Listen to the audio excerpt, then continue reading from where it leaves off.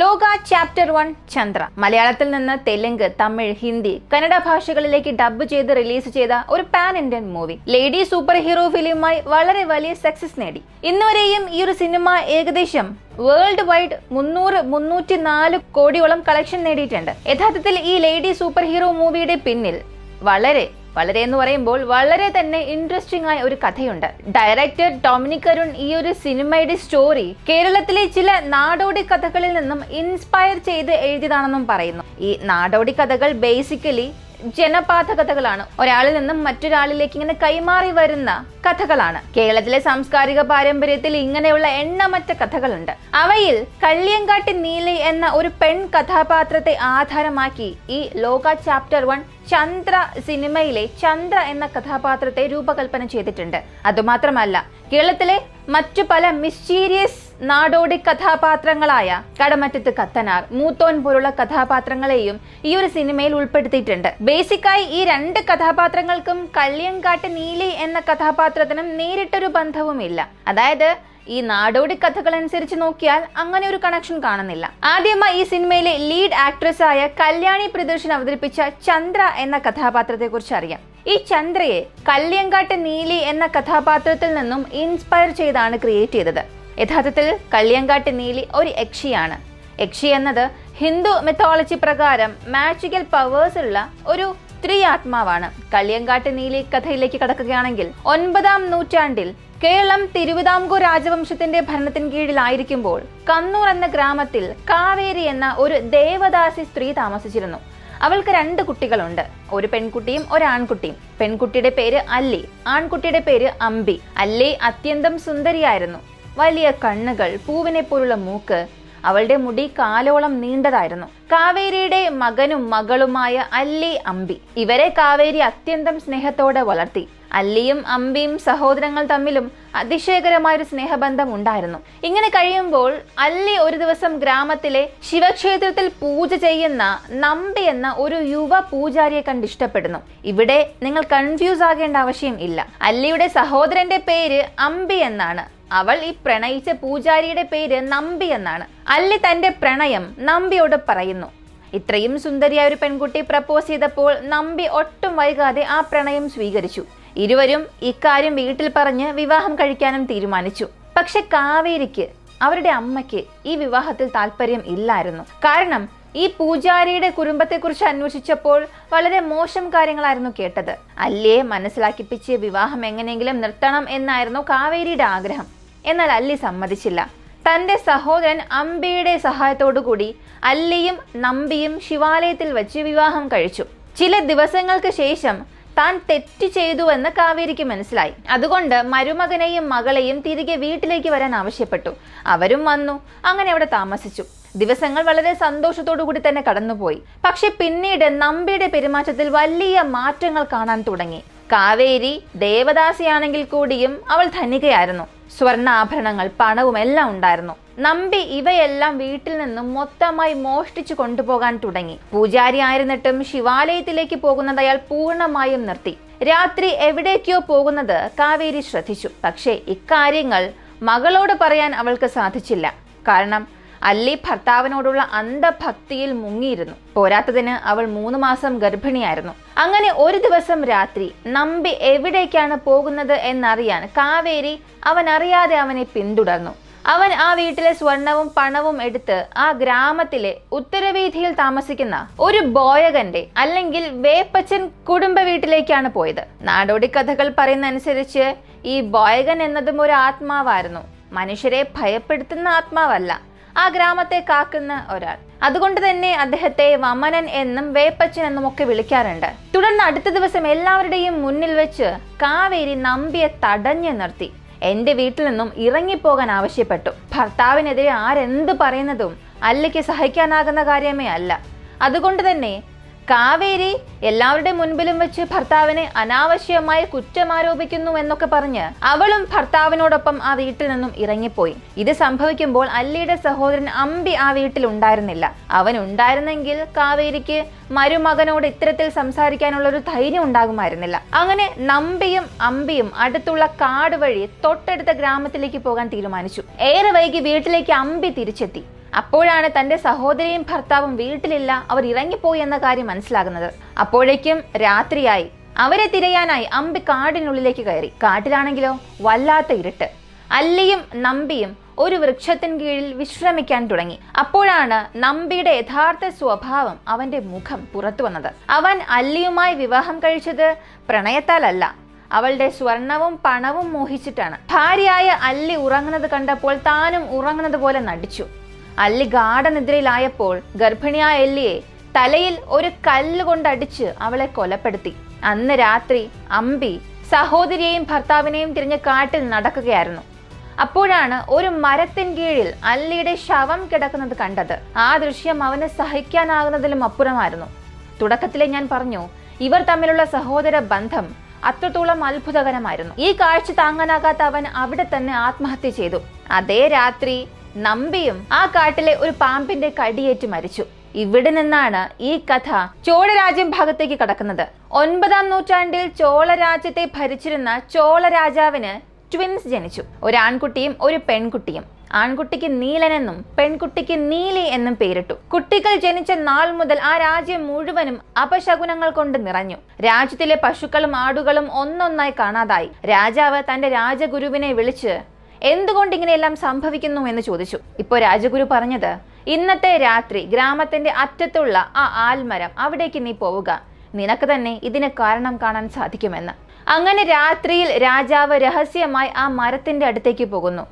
അവിടെ തന്റെ ഇരട്ട കുഞ്ഞുങ്ങളായ നീലനും നീലിയും ഒരു കൂട്ടം ആടുകളുടെയും പശുക്കളുടെയും രക്തം കുടിക്കുന്നതായിരുന്നു കണ്ടത്. ഇത് കണ്ട രാജാവിന് തന്റെ മക്കൾ സാധാരണ മനുഷ്യരല്ല, ദുഷ്ട ആത്മാക്കളാണെന്ന് മനസ്സിലായി. പകൽ അവർ സാധാരണ കുഞ്ഞുങ്ങളെ പോലെ പ്രവർത്തിക്കും, രാത്രിയിൽ അവർ രക്തപിശാചുക്കളായി മാറുകയാണെന്ന് അദ്ദേഹം രാജഗുരുവിനോട് പറഞ്ഞു. ഇത് കേട്ട് രാജഗുരു വിശദീകരിച്ചു, കഴിഞ്ഞ ജന്മത്തിൽ ഇവർ സഹോദരങ്ങളായിരുന്നു. തങ്ങളുടെ മരണത്തിൽ അവരുടെ ആത്മാവ് പക തീർക്കാൻ ഇന്നും പിറന്നിരിക്കുകയാണെന്നും പറഞ്ഞു. നീ ഇവരെ കൊട്ടാരത്തിൽ താമസിക്കുകയാണെങ്കിൽ രാജ്യം മുഴുവനും നശിക്കും. ഈ കുട്ടികളെ പഞ്ചവർണ്ണക്കാട്ടിൽ കൊണ്ടുപോയി ഉപേക്ഷിക്കണം. എന്നിട്ട് തിരിഞ്ഞു നോക്കാതെ നീ കൊട്ടാരത്തിലേക്ക് വരണമെന്നും ഉപേക്ഷിച്ചു. ഈ പഞ്ചവർണ്ണക്കാട്, ഇത് അന്ന് ചോള രാജ്യത്തിന്റെ തെക്കേ അതിർത്തിയായിരുന്നു. രാജാവ് മനസ്സില്ലാ മനസ്സോടെ തന്റെ ഇരട്ട കുട്ടികളെ ആ കാട്ടിലേക്ക് വിട്ടു. പക്ഷേ അച്ഛന്റെ സ്നേഹത്താൽ അതത്ര എളുപ്പമൊന്നും അല്ലല്ലോ. അദ്ദേഹം ഒരിക്കലെങ്കിലും തിരിഞ്ഞു നോക്കാം എന്ന് കരുതി തിരിഞ്ഞു നോക്കി. പക്ഷെ കുട്ടികൾ അവിടെ ഉണ്ടായിരുന്നില്ല. വാസ്തവത്തിൽ ആ ദുഷ്ട ആത്മാക്കൾ ചോള സൈന്യത്തെ ആക്രമിച്ച് സൈന്യത്തെ മുഴുവനും നശിപ്പിച്ചു. രാജാവ് മാത്രമാണ് ജീവനോടെ കൊട്ടാരത്തിലേക്ക് തിരികെ എത്തിയത്. പഞ്ചവർണ്ണക്കാടിനടുത്തായി പഞ്ചവർണ്ണകാന്ത് എന്ന ഒരു ഗ്രാമമുണ്ട്. അവിടെയുള്ളവർ കാടുകളിൽ നിന്നും തേൻ ശേഖരിച്ചാണ് ജീവിക്കുന്നത്. അവരിൽ ഒരാൾ കാട്ടിൽ ഈ കുഞ്ഞുങ്ങളെ കണ്ടു. ആരെങ്കിലും ഉപേക്ഷിച്ചു പോയതാണെന്നും കരുതി അവരെ ഗ്രാമത്തിലേക്ക് എടുത്തുകൊണ്ടുവന്നു. അവരുടെ കുടിലിൽ പാർപ്പിച്ചു. അങ്ങനെ നീലനും നീലിയും പകലിൽ കുടിലിൽ താമസിച്ചു.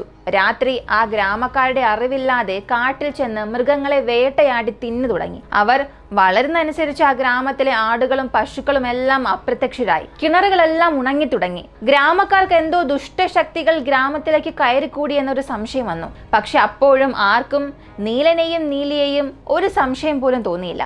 ആ സമയത്ത് ഗ്രാമത്തിലേക്ക് ഒരുപാട് ശക്തിയുള്ള ഒരു പുരോഹിതനായ കടമറ്റത്ത് കത്തനാരെ വിളിച്ചുകൊണ്ടുവന്നു. ലോക സിനിമയിൽ ഈ ഒരു കഥാപാത്രത്തെ സണ്ണിയാണ് അവതരിപ്പിക്കുന്നത്. എന്നാൽ ഞാൻ തുടക്കത്തിൽ പറഞ്ഞതുപോലെ ഈ സിനിമയിലെ കഥാപാത്രം ഈ നാടോടി കഥയുമായി നേരിട്ട് ബന്ധമുള്ളതല്ല. കടമറ്റത്ത് കത്തനാർ ശക്തനായ പുരോഹിതനായിരുന്നു. അദ്ദേഹത്തിന് ഈ ഭൂതങ്ങളെയും ദുഷ്ടശക്തികളെയും ബന്ധിക്കാനുള്ള പ്രത്യേക മന്ത്രശക്തികൾ ഉണ്ടായിരുന്നുവെന്നും കഥകളിൽ പറയുന്നു. 9-ാം നൂറ്റാണ്ടിൽ എറണാകുളത്തുള്ള കടമറ്റം പള്ളിയിൽ മാന്ത്രിക കലകൾ അഭ്യസിച്ച പുരോഹിതനാണ് ഈ കത്തനാർ. അദ്ദേഹം അവിടുത്തെ ബിഷപ്പിൽ നിന്നും രഹസ്യ മന്ത്രങ്ങൾ പഠിച്ചു. അങ്ങനെ പഞ്ചവർണ്ണകാന്ത് ഗ്രാമവാസികൾ ഗ്രാമത്തിൽ നടക്കുന്ന ഈ ദുഷ്ട സംഭവങ്ങൾ തടയാനായി കത്തനാറിനോട് അപേക്ഷിച്ചു. അദ്ദേഹം വന്ന അടുത്ത ചില ദിവസത്തിൽ തന്നെ എല്ലാം മനസ്സിലാക്കുന്നു. ഗ്രാമത്തിലെ പ്രശ്നങ്ങൾക്കെല്ലാം കാരണം നീലനും നീലിയുമാണ്. അവർ മുൻജന്മത്തിൽ അല്ലിയും അമ്പിയുമായിരുന്നുവെന്നും അദ്ദേഹം തിരിച്ചറിഞ്ഞു. ആദ്യം അദ്ദേഹം ഇരുവരെയും മന്ത്രവശപ്പെടുത്തി ബന്ധിപ്പിച്ചു. പക്ഷേ അന്ന് നീലൻ സഹോദരിയായ നീലിയെ രക്ഷിക്കാൻ ശ്രമിക്കുന്നതിനിടെ സ്വന്തം ജീവൻ നഷ്ടപ്പെടുത്തുന്നു. ഇങ്ങനെ നീലി മാത്രം പഞ്ചവർണ്ണക്കാട് കാട്ടിലേക്ക് ഒളിച്ചോടി രക്ഷപ്പെടുന്നു. കാട്ടിൽ ഒളിച്ച നീലിയെ വീണ്ടും പിടികൂടുക അസാധ്യമാണ്. അതുകൊണ്ട് കത്തനാർ ഒരു മന്ത്രം ഉപയോഗിച്ച് അവർ ഗ്രാമത്തിലേക്ക് കടക്കാൻ ശേഷിയില്ലാത്ത വിധം നിയന്ത്രിച്ചു. പക്ഷെ ഗ്രാമവാസികൾ ഒന്നിച്ചു ചേർന്ന് വിളിച്ചാൽ മാത്രം നീലി വരും. അതുകൊണ്ട് അവർ തിരിച്ചു വിളിക്കാതിരിക്കാൻ കത്തനാർ ഒരു കള്ളം പറഞ്ഞു. നീലനും നീലിയും മരിച്ചുവെന്ന്, അവരെ കാട്ടിൽ തന്നെ മന്ത്രം ജപിച്ച് പൂട്ടിയെന്ന്, ഗ്രാമത്തിലെ ആരും ആ കാട്ടിലെ വഴി ഉപയോഗിക്കരുതെന്നും ഉപദേശിച്ചു. അതോടെ ഗ്രാമത്തിലുള്ളവർ അന്നത്തെ ദിവസം തുടങ്ങി ആ ഗ്രാമത്തിലെ വഴി ഉപേക്ഷിച്ചു. പക്ഷേ ഇക്കാര്യം ഒന്നും അറിയാത്ത തൊട്ടടുത്ത ഗ്രാമത്തിലെ ചിലർ ആ വഴിയിലൂടെ പോകുമ്പോൾ യക്ഷിയായ നീലിയുടെ ഇരയായി മാറി. ഒരു ദിവസം ആനന്ദൻ എന്ന വ്യാപാരി പുലർച്ചെയോടെ ആ വഴിയിലൂടെ ഗ്രാമത്തിലേക്ക് പോവുകയായിരുന്നു. അപ്പോഴാണ് യക്ഷി നീലി ആനന്ദനെ പിന്തുടരുന്നത്. പകൽ സമയമായതിനാൽ യക്ഷിക്ക് ശക്തി കുറവായിരുന്നു. യക്ഷികൾക്ക് പകൽ സമയത്ത് ശരീരശക്തി ഉണ്ടാകില്ല. ഗ്രാമത്തിലേക്ക് വരാൻ കഴിയുമെങ്കിലും അവർക്ക് ആക്രമിക്കാൻ പറ്റില്ല. പക്ഷേ യക്ഷിക്കൊരു പ്രത്യേകതയുണ്ട്. പകൽ സമയത്ത് പോലും ഏത് രൂപത്തിലേക്കും മാറാം. മനുഷ്യൻ, പക്ഷി, മൃഗം ഏതായാലും. ആ ദിവസം നീലി ആനന്ദനെ കണ്ടയുടനെ കണ്ണുകൾ ചുവന്നു തുടങ്ങി. അവൾക്ക് വല്ലാത്ത കോപം നിറഞ്ഞു വന്നു. അതിന് കാരണം ആനന്ദൻ തന്റെ മുൻ ജന്മത്തിലെ ഭർത്താവായ നമ്പിയായിരുന്നു. അല്ലിയുടെയും അമ്പിയുടെയും മരണത്തിന് കാരണമായ നമ്പി തന്നെയാണ് ഈ ആനന്ദനെന്ന് നീലി തിരിച്ചറിയുന്നു. അതുകൊണ്ട് നീലി ഒരു പദ്ധതിയിട്ടു. അവൾ അത്യന്തം സുന്ദരിയായ ഒരു സ്ത്രീയായി രൂപം മാറി. കയ്യിൽ ഒരു കുഞ്ഞിനെയും പിടിച്ച് ആനന്ദനെ പിന്തുടർന്നു. അവർ പഞ്ചവർണ്ണക്കാന്ത് ഗ്രാമത്തിലെത്തി. ഗ്രാമത്തിലുണ്ടായിരുന്ന എല്ലാവരെയും ഇരുവരെയും വളരെ വിചിത്രമായി നോക്കി. ഇപ്പോൾ യക്ഷിയായ നീലി ഗ്രാമക്കാരോട് പറഞ്ഞു, ഇദ്ദേഹം എന്റെ ഭർത്താവാണ്. ഞങ്ങൾക്കിടയിൽ ചെറിയൊരു തർക്കമുണ്ടായി. എന്നോടിപ്പോൾ അദ്ദേഹം സംസാരിക്കുന്നില്ല. വ്യാപാരത്തിന് വേണ്ടി അടുത്ത ഗ്രാമത്തിലേക്ക് ഞങ്ങൾക്ക് പോകേണ്ടതാണെന്നും പറഞ്ഞു. തുടർന്ന് അവൾ കണ്ണീരോടെ പറഞ്ഞു, എന്തായാലും ഇദ്ദേഹം എന്നോട് സംസാരിക്കണം. ദയവായി നിങ്ങൾ എന്നെ സഹായിക്കണം എന്ന്. ഗ്രാമക്കാർ അവളുടെ വാക്കുകൾ കേട്ട് വല്ലാതെ ദുഃഖപ്പെട്ടു. പക്ഷെ ഇതൊന്നും കേട്ട് ആനന്ദന് മനസ്സിലായതേയില്ല. ഇവൾ എൻ്റെ ഭാര്യയല്ല, എനിക്ക് പെൺകുട്ടി അറിയില്ല എന്ന് ആനന്ദൻ പലതവണ പറഞ്ഞു. ഗ്രാമക്കാർ വിശ്വസിച്ചില്ല. അവർ പറഞ്ഞത്, ഭാര്യ ഭർത്താക്കന്മാർക്കിടയിൽ വഴക്കുകൾ എങ്ങനെയായിരിക്കുമെന്ന് ഞങ്ങൾക്ക് നന്നായി അറിയാം. നിങ്ങൾ രണ്ടുപേരും വഴക്ക് തീരുവോളം ഇവിടെ തന്നെ താമസിക്കുമെന്ന്. ഇതോടെ യക്ഷിക്ക് വലിയൊരു ലൂപ്പ് ഹോൾ കിട്ടി. ഗ്രാമക്കാരുടെ എല്ലാവരുടെയും അനുവാദം ലഭിച്ചു. ഇവൾക്കിപ്പോ ആ ഗ്രാമപരിധിക്കുള്ളിൽ നിയമപരമായി താമസിക്കാൻ കഴിയും. തുടർന്ന് ഗ്രാമത്തിലെ അവളുടെ യക്ഷി പ്രകടനങ്ങൾ യാതൊരു തടസ്സവും ഇല്ലാതെ നടക്കുകയും ചെയ്യും. പക്ഷെ ആനന്ദന് ഇത് വലിയ ഭയമായി മാറി. ആരാണ് ഈ പെൺകുട്ടി? എന്തിനാണ് എന്നെ പിടികൂടിയിരിക്കുന്നത്? അങ്ങനെ അവൾ ഉറങ്ങിക്കിടക്കുമ്പോൾ ഒരു വല്ലാത്ത ദുസ്വപ്നം അവൻ കണ്ടു. ആ സ്വപ്നത്തിൽ അവന് പൂർവ്വജന്മത്തിലെ ജീവിതം മുഴുവനും ഓർമ്മ വന്നു. അല്ലിയും അമ്പിയും നമ്പിയുമായി ഉണ്ടായ സംഭവം എല്ലാം അവന്റെ മുന്നിൽ തെളിഞ്ഞു വന്നു. അടുത്ത ദിവസം അവൻ ഗ്രാമത്തിലെ ആളുകളെ വിളിച്ചുകൂട്ടി പറഞ്ഞു, ഇവൾ എൻ്റെ മുൻജന്മത്തിലെ ഭാര്യയാണ്. ഇന്ന് രാത്രി ഇവൾ എന്നെ കൊല്ലും. അവൾ ഒരു യക്ഷിയാണ്. ഇന്ന് തന്നെ ഞാൻ മരിക്കും എന്ന്. പക്ഷെ ഗ്രാമക്കാർ അത് വിശ്വസിച്ചില്ല. ഇന്ന് രാത്രി നിങ്ങൾ ഇരുവർക്കും ഞങ്ങൾ ഗ്രാമം മുഴുവനും കാവലായി നിൽക്കാം. ആ സമയം ഈ പെൺകുട്ടി നിന്നെ കൊന്നാൽ ഞങ്ങൾ സമസ്ത ഗ്രാമവാസികളും സ്വയം തീ കൊളുത്തി മരിക്കും. ഇത് ഞങ്ങളുടെ വാക്കാണെന്നും അവർ പറഞ്ഞു. അങ്ങനെ രാത്രിയായി. ഗ്രാമം മുഴുവനും കാവലായി നിന്നു. മനുഷ്യരൂപത്തിലുള്ള നീലി രാത്രിയായപ്പോൾ ഭയാനകമായ യക്ഷിരൂപത്തിലേക്ക് മാറി. ആ രൂപം കണ്ട ഗ്രാമവാസികളെല്ലാം വിറച്ചുപോയി. എല്ലാവരുടെയും മുന്നിൽ വെച്ച് അവൾ ആനന്ദനെ അത്യന്തം ഭീകരമായ രീതിയിൽ ആക്രമിച്ചു കൊന്നുകളഞ്ഞു. ഗ്രാമക്കാർ അവളെ തടയാൻ ശ്രമിച്ചുവെങ്കിലും ആർക്കും അത് സാധിച്ചില്ല. ഇപ്പോൾ ഗ്രാമത്തിലെ വീടുകളെല്ലാം പടപട തീപിടിക്കാൻ തുടങ്ങി. മുഴുവൻ ഗ്രാമവും കത്തി നശിക്കാൻ തുടങ്ങി. ആനന്ദനെ കൊന്ന ശേഷം യക്ഷി കാടിനുള്ളിലേക്ക് മറഞ്ഞു. തങ്ങൾ കൊടുത്ത വാക്ക് പാലിക്കാൻ സാധിച്ചില്ല. തുടർന്ന് ഗ്രാമവാസികൾ മുഴുവനും സ്വയം ദേഹദഹനം നടത്തി. ആ ദിവസം മുതൽ നീലി അത്യന്തം ഉഗ്രമൂർത്തിയായി മാറി. കാട്ടിൽ ആരെത്തിയാലും അവരെ വെട്ടിക്കൊല്ലും. അടുത്ത ഗ്രാമങ്ങളിൽ നിന്ന് വരുന്നവരെയും അവൾ ഇരയാക്കി മാറ്റി. അപ്പോഴാണ് അവിടേക്ക് ഒരു ശക്തനായ ആത്മീയ പുരോഹിതൻ മൂത്തോൻ വരുന്നത്. സിനിമയിൽ ഈ കഥാപാത്രം ആര് ചെയ്തു എന്നുള്ളത് ലോകയുടെ അടുത്ത ഭാഗത്തിൽ നമുക്കറിയാം. ചിത്രം കണ്ടവർക്ക് അദ്ദേഹത്തിന്റെ ശബ്ദം കേൾക്കുമ്പോൾ തന്നെ ആരെന്ന് മനസ്സിലായിട്ടുണ്ടാകും. മൂത്തോൻ യക്ഷിയായ നീലിയെ ശാന്തനാക്കി. അവളെ ഒരു ശിഷ്യയെ പോലെ നല്ല വഴിക്ക് നയിച്ചു. അങ്ങനെ നീലി മാറി. ഇനി ഒരിക്കലും യക്ഷിരൂപത്തിലേക്ക് മാറാതെ അവൾ കാട്ടിലെ ആൽമരത്തിന് കീഴിൽ തപസ് തുടങ്ങി. ആ ദിവസം മുതൽ അവളെ ആരും കണ്ടിട്ടില്ല. അവൾ ഒരു കള്ളിയങ്കാട്ട് നീലിയായി ജനവിശ്വാസത്തിൽ ദേവതയായി ഉയർന്നു. ജനങ്ങൾ വിശ്വസിക്കുന്നത് മൂത്തോന്റെ മാർഗനിർദ്ദേശത്തിൽ നീലി ശുദ്ധയായി.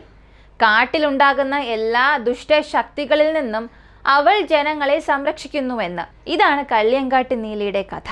ഈ നാടോടി കഥകളെല്ലാം ഗ്രാമം തോറും മാറുന്നവയാണ്. അതുകൊണ്ട് ഒരുപാട് വ്യത്യാസം ഉണ്ടാകാം. ഇന്ന് നമ്മൾ കേൾക്കുന്ന ഈ കഥയും 1000 വർഷങ്ങൾക്ക് മുൻപ് ഉണ്ടായ കഥയും യഥാർത്ഥ സംഭവവും ഒരുപക്ഷെ ഒരുപോലെ ആയിരിക്കില്ല. പല ഭാഗങ്ങളും കൂട്ടിച്ചേർക്കപ്പെട്ടതും ചിലത് മറഞ്ഞുപോയതും മറന്നുപോയതുമൊക്കെ ആയിരിക്കാം. എങ്കിലും നിങ്ങളോട് മികച്ച രീതിയിൽ ഈ ഒരു കഥ എത്തിക്കാൻ സാധിച്ചുവെന്ന് ഞാൻ കരുതുന്നു. നിങ്ങൾക്ക് എന്താണ് തോന്നുന്നത്? ഇതായിരിക്കുമോ കള്ളിയങ്കാട്ട് നീലിയുടെ യഥാർത്ഥ കഥ? അല്ലെങ്കിൽ ഇതും പല നാടോടി കഥകൾ പോലെ നമ്മുടെ കാതുകളിലേക്ക് എത്തിയപ്പോൾ ഒരുപാട് മാറ്റം സംഭവിച്ചതായിരിക്കുമോ? വ്യത്യസ്തമായി മറ്റേതെങ്കിലും കഥകൾ അറിയാമെന്നുണ്ടെങ്കിൽ നിങ്ങൾക്കും കമന്റ് സെക്ഷനിൽ അത് പറയാം. ഇതുവരെയും ലൈക്ക് ചെയ്ത് കണ്ടുകൊണ്ടിരിക്കുന്നവരാണെങ്കിൽ ഇപ്പം തന്നെ ലൈക്ക് ചെയ്ത് സപ്പോർട്ട് ചെയ്യാം. നമ്മുടെ ചാനൽ ഇതുവരെയും കണ്ട് ഇപ്പോഴും സബ്സ്ക്രൈബ് ചെയ്തിട്ടില്ലാത്തവരാണെങ്കിൽ വിക്കിയോക്സ് മലയാളം നമ്മുടെ യൂട്യൂബ് ചാനൽ സബ്സ്ക്രൈബ് ചെയ്യുക. നിങ്ങൾക്ക് ഒരുപാട് ഇൻട്രസ്റ്റിംഗ് ആയ കഥകൾ ഇതിലൂടെ അറിയാൻ സാധിക്കും. മറ്റൊരു വീഡിയോയുമായി വീണ്ടും കാണാം.